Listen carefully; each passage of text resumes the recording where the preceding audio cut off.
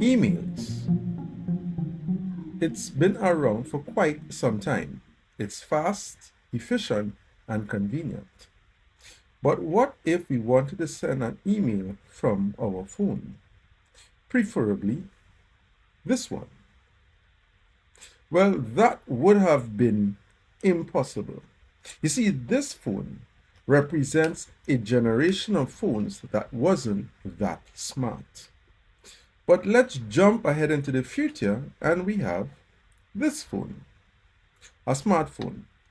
Let's see what this phone can do.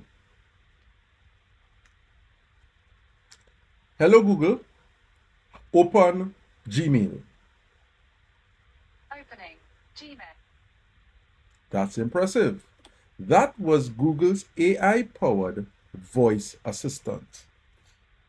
And that's not the only device that carries a voice assistant. We have Apple. Their voice assistant is Siri. We have Amazon's Alexa and IBM's Watson. AI is all around us. Every day, most of us interact with it in some way or the other. Whether we use maps or navigation systems for traveling like Waze or Google Maps, they are powered by AI, facial detection and recognition, text editors, search and recommendations, chatbots, digital assistants, social media, e-payments, all powered by AI. So it is all around us. What is even more impressive is that these things are very easy to use. They are very convenient and they make life much simpler. But there's a subtlety to AI that we often neglect. And this is just the beginning. AI has changed our lives. But is it for the better or for the worse? And with the emerging digital currency or CBDCs, what role will AI play? The information surrounding AI and the digital economy is vast. However, our interpretation of the information is critical to our survival. How we view AI and its integration into our lives is critical to its existence. There is a very interesting conversation in the film Is Genesis History, where Del Tackett is having a conversation with Dr. Paul Nelson. Dr. Nelson, commenting on Thomas Kuhn's classic, The Structure of Scientific Revolutions, had this to say. A paradigm is a framework in which you interpret evidence. Science isn't just about the evidence, it's about how you interpret that evidence. The conclusion on the validity of AI and its being the present solution to many of our human problems will depend on how we interpret the evidence surrounding our origin. If we use the conventional paradigm to interpret the evidence around us about our origin, then AI is just the next step in our evolutionary progression. And so it is the next step for humanity's future. However, if we use the biblical paradigm to interpret the evidence around us about our origin, the existence of a divine creator that created all things, if we understand that our current state is a product of a wrong choice, and that there is a solution to restore humanity, then our conclusion on AI as humanity's next step for the future will be different. Essential to the discussion is intelligence. How do we measure artificial intelligence? Well, the most logical thing to do would be to compare a machine to a human. But here's the problem. Human intelligence is not characterized by just one trait, but it's a combination of diverse abilities. So how do the researchers in AI get around this complexity? Well, they have chosen to focus on just 5 components of human intelligence. These 5 components are learning, reasoning, problem solving, perception, and language. So the algorithms that run on the machines are trained to follow these 5 components. And the more they are trained is the more proficient they become. So the question is, if at some point in time they are able to perform these tasks very proficiently, so that someone may not be able to tell the difference between a machine's output and a human's response, does that make the machine more human? Or does it make the machine human at all? Now that we have a basic understanding of how to measure artificial intelligence, we can now look at the 2 forms of artificial intelligence.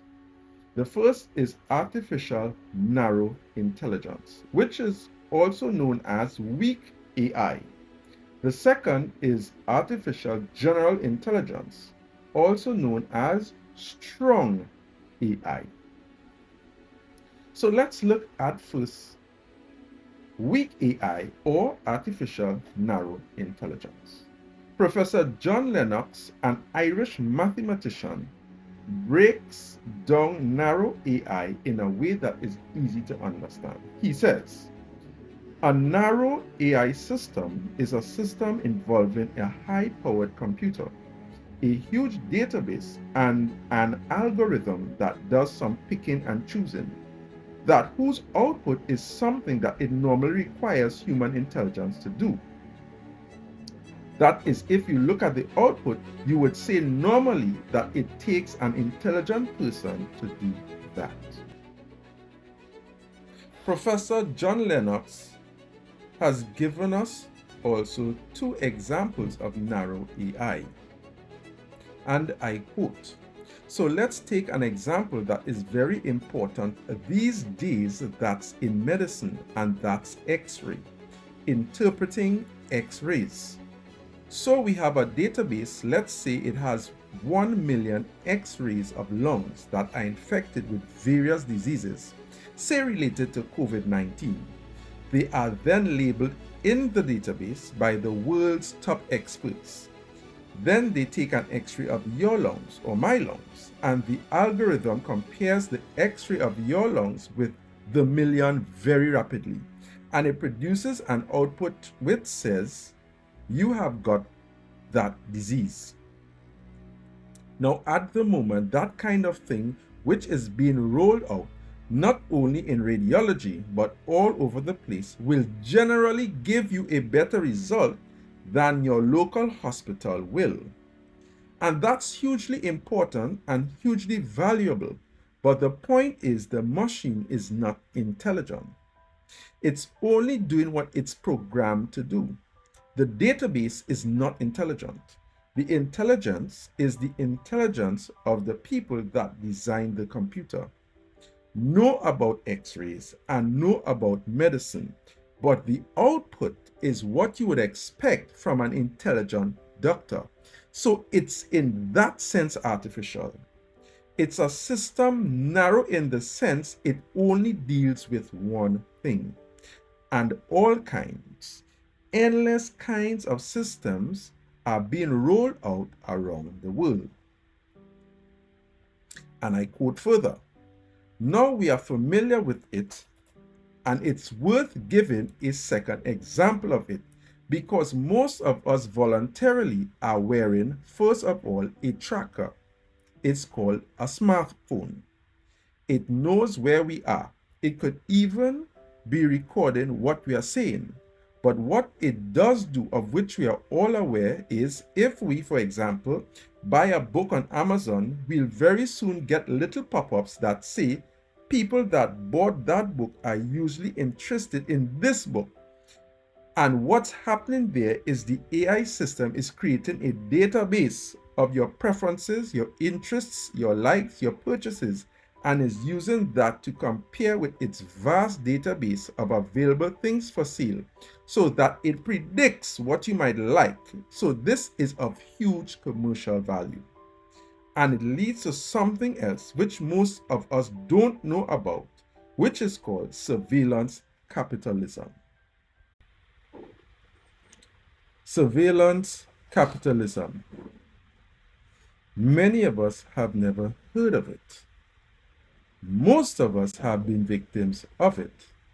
So what is surveillance capitalism? Well, let's create a scenario. Let's say that you have been browsing online for a while looking for a particular product. So you would have been looking for the best price and also the best quality. Let's also say that this type of activity you have been doing for quite some time. Now that would generate a browsing history or a trail across the internet. Narrow AI is able to trace your trails. Narrow AI can collect this data, which is your private, raw browsing data. It is able to collect this data without your knowledge and without your consent and translate it into behavioral data. This behavioral data can then be used to predict what you may do soon or even tomorrow or even sometime in the future based on your behavioral browsing patterns. I hope you can appreciate the commercial interest that this would generate. Big business with this data can now target you with specific products. They no longer have to bombard you with a range of products and then figure out which ones might be suitable for you. But because of your behavioral data, they can predict with a certain degree of accuracy what you might be willing to buy. This is $1 million industry in which you are a part of but unaware of.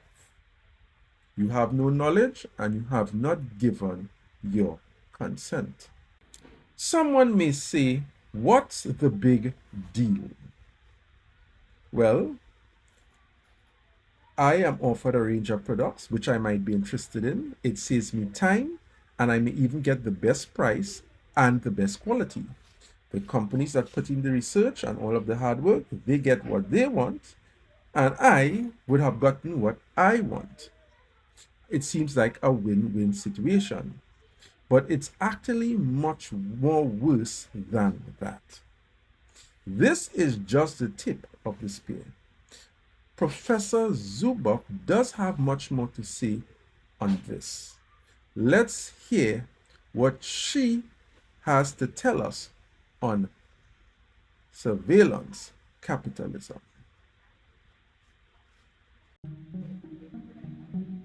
Right from the start at Google, it was understood that users were unlikely to agree to this unilateral claiming of the experience and its translation into behavioral data.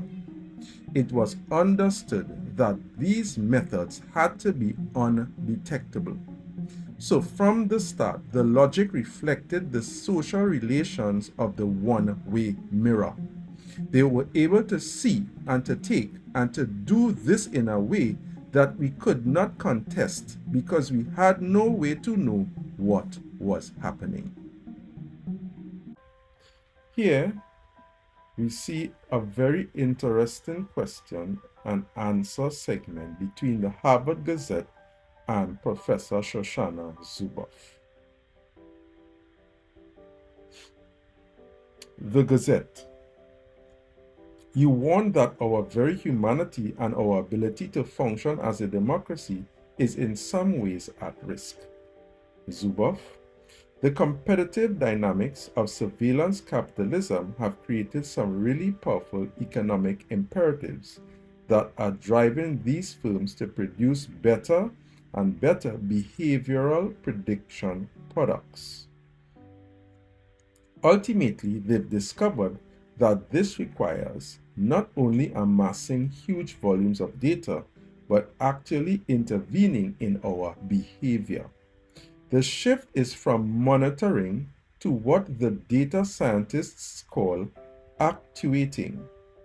Surveillance capitalists now develop economies of action as they learn to tune, herd, and condition our behavior with subtle and subliminal cues, rewards, and punishments that shunt us toward their most profitable outcomes. Now that we know what surveillance capitalism is and what is the agenda, how do we live going forward? The reality is that if we choose to be ignorant, and that would be willfully ignorant, we then subject ourselves to a master that we do not know. But while we do not have a face and a name, we do know who the master is. Ultimately, the enemy of our souls is in charge of this world. He controls the financial system, the education system, the communication system, the health system. He has pervaded every aspect of our human existence. So how do we live as children of the Most High, knowing these things? We have to make the best possible decisions in these final moments of Earth's history. We must not come under the control of these big conglomerates, which are attempting by subtle, small increments to herd us into their most profitable outcomes. We must resist this type of control. Therefore, we must examine our habits and we must examine the way that we live. This is really the time to unplug. We must unplug. Should I mention country living? It is the greatest solution that is available to us at this time. There's much more that could be said on surveillance capitalism, but we will leave it there for now. I would like to share one last thought from Professor John Lennox. He says, the irony is, as I hinted that earlier, here we are with our smartphones that have got all these capacities, certainly at the audio level, and we are voluntarily wearing them. So we are voluntarily ceding part of our autonomy and our rights really to these machines when we don't really know what is being done with all the information. So we have a huge problem. And someone has said we are sleepwalking into all of this so that we are captured by it. We are imprisoned by it, and we woke up too late because the central authority has got so much control that we cannot escape anymore. I hope that this discussion that we have started on AI and the digital economy was fruitful thus far. I hope that we have gained an appreciation for what is AI and what it is capable of. We need to be aware and we need to be vigilant. I do believe it's Satan's new tool that he can use and will use to trap and to put to sleep God's commandment-keeping people. Many believe that AI is harmless. Many believe that we could ignore it and function as normal. Now, don't get me wrong. We use AI every day in everything, from the appliances in our homes to our cars to our cell phones. to the ATM machines. All these use some level of artificial intelligence. However, even though we are in this system, we should not be ignorant of where everything is heading. Understanding what the implications are will help us navigate through all of this. We must not be willfully ignorant. We must not be like the foolish virgins, caught unprepared and unaware. Throughout this presentation, I would have used quotations from individuals that are professionals in their fields. While I do not share their beliefs or their philosophies, I felt that the contribution that they would have made to the artificial intelligence discussion from a global perspective was an eye-opener for us all. And so I would have included some of what they would have said. I pray that this video would meet you in good health, and that as we continue this discussion, it would help us to understand what is taking place and allow us to make the best possible decisions that would see us through to the kingdom of God. May God bless you all. Keep the faith. Do not give up. Our journey is always over. We are nearing home.